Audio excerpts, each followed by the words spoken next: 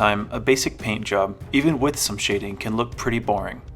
When the tank has only been base coated and shaded, it can look pretty monochromatic without any real definition between panels or anything like that. This can make the tank look generic or just basic in my opinion. So, that being said, how do you fix this? How do you make your model into something unique and potentially something that will stand out on the judging table? Today we'll be diving into some of my favorite techniques to make a tank a little more interesting to look at.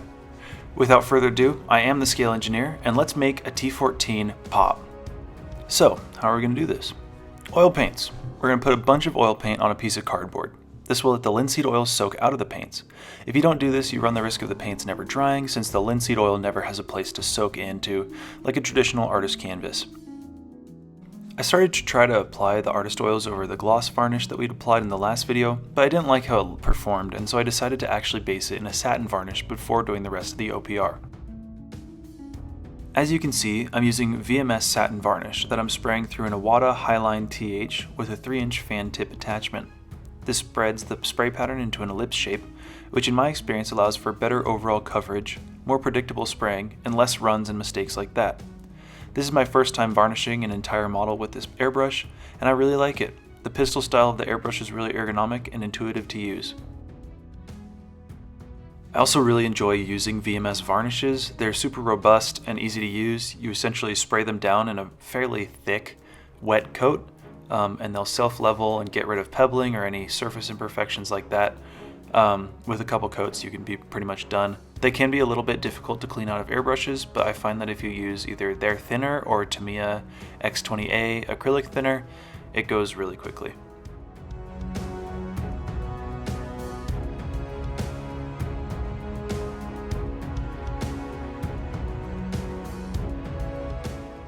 First up, we're going to do an oil pin wash. This emphasizes small details, edges, and panel lines. Essentially, it simulates shadows on the tank.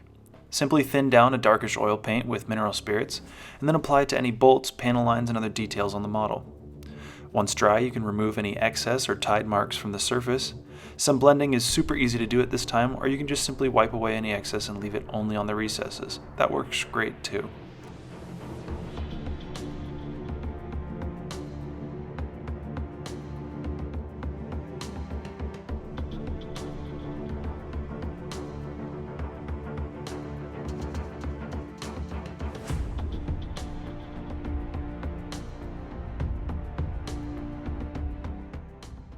I then use a mop brush to get rid of any staining or anything that I don't like on the surface. It helps smooth it out and blend it just a teeny bit better. Next, we're going to really accentuate the deeply shadowed areas. Anywhere that has a recess too large to effectively use a pin wash or would otherwise just be pretty constantly shadowed. For this, we're going to apply some burnt umber oil paint into the recesses, like under the turret, around the fuel tanks, and etc. This can also simulate some areas that would see a lot of dirt and grime, which is what you can see me doing when I'm adding it to the front plate here.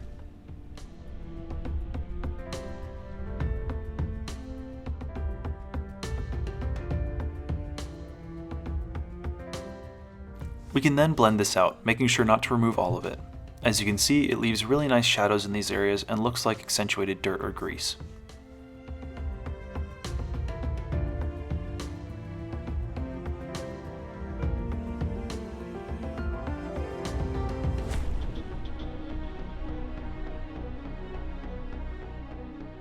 Next, we're going to apply an oil dot filter. Well, sort of.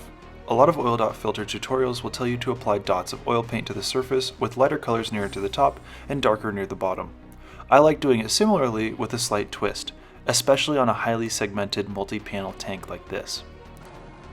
Having this many distinct panels on the tank allows us to create some really neat visual interest by changing the tone of each of the panels based on the oil colors we use.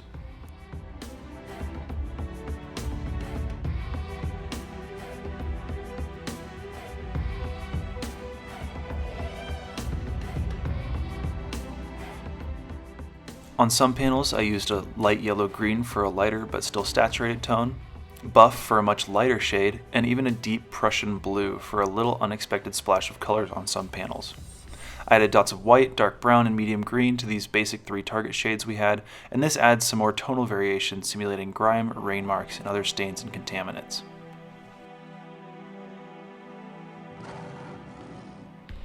After all the oil dots were applied, we can blend them.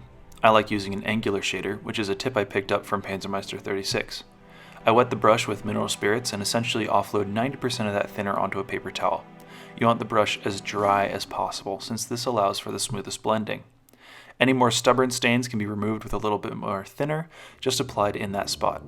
I also try to keep each color isolated to each panel to make sure that we get some distinction between panels, because that's basically what we're trying to do here.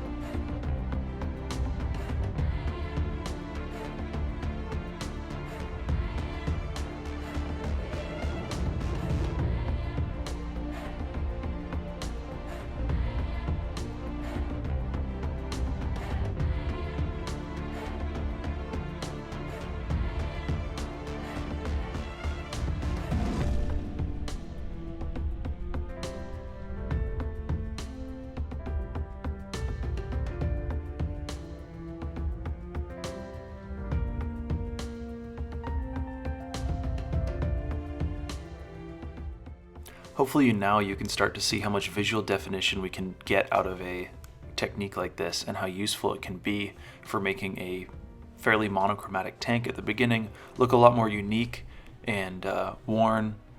It really starts to tell a better story when you have these kinds of shades and different inconsistencies in there.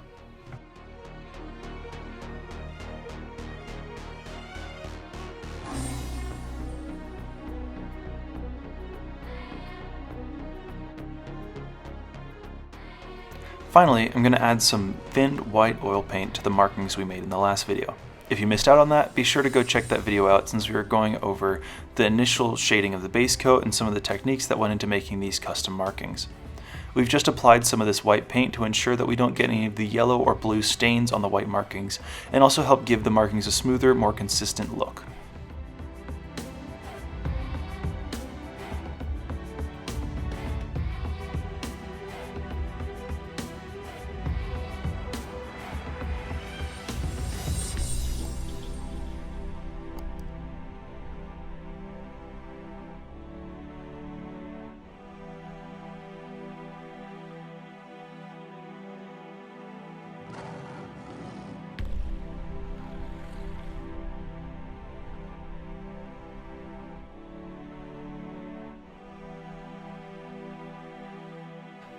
Some dry blending with a brush after that helps sink the marking into the surface a little bit and smooths up the transition.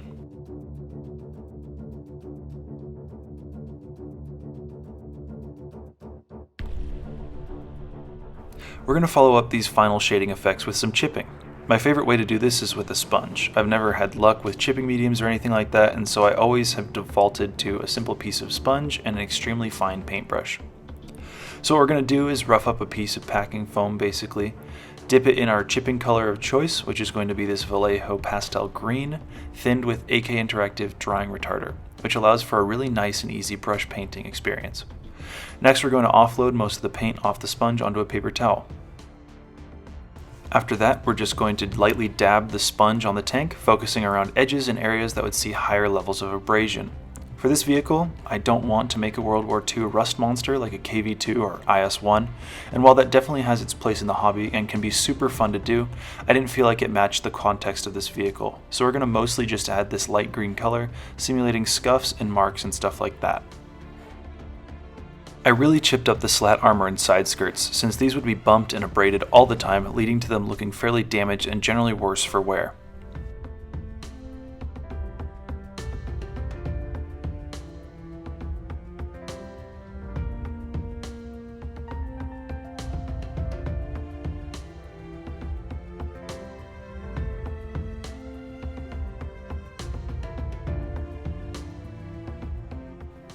After we add the sponge chips to all the areas that we want to, we're going to take a fine paintbrush and highlight any edges that have significant sponge marks already on them. The less paint you have on your brush, the finer and more in scale you can make these chips. I'm also going to correct or connect different sponge chipped areas to make them look more consistent or realistic.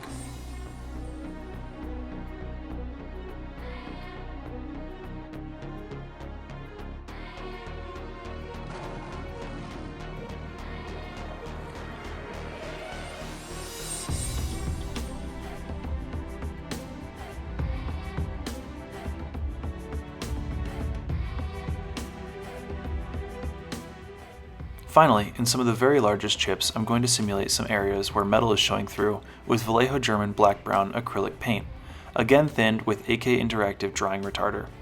I'm going to leave some of that lighter paint showing around the edges of these chips since it gives a really cool 3D effect.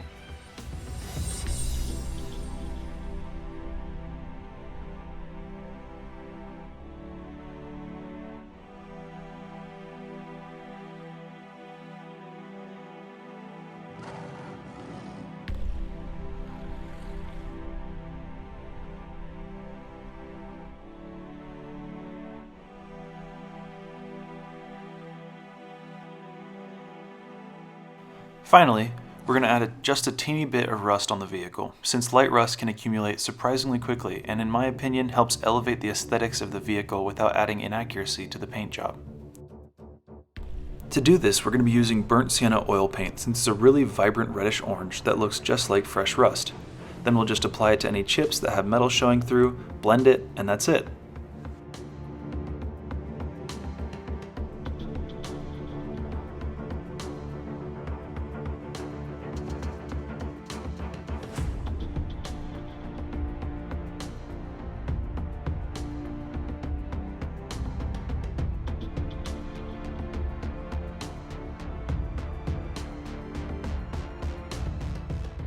For some areas that I wanted to have an overall rusty tone, I used a much thinner mix of the same paint and almost applied it like a wash or thin filter. This shifted that detail to have a more worn, orangish hue that really stands out. This was applied to the fuel fillers, some small details that would see a lot of use, and most importantly, the slat armor.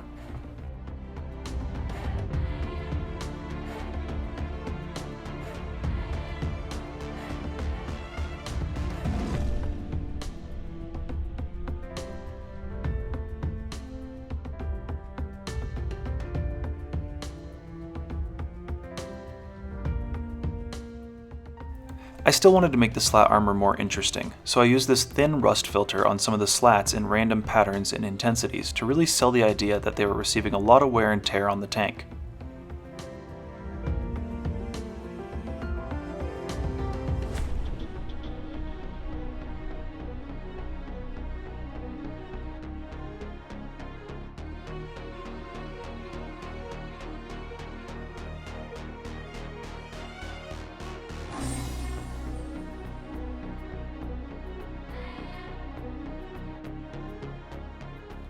After this effect, you can see that the slat armor has a really nice, unique look now and should stand out on the tank.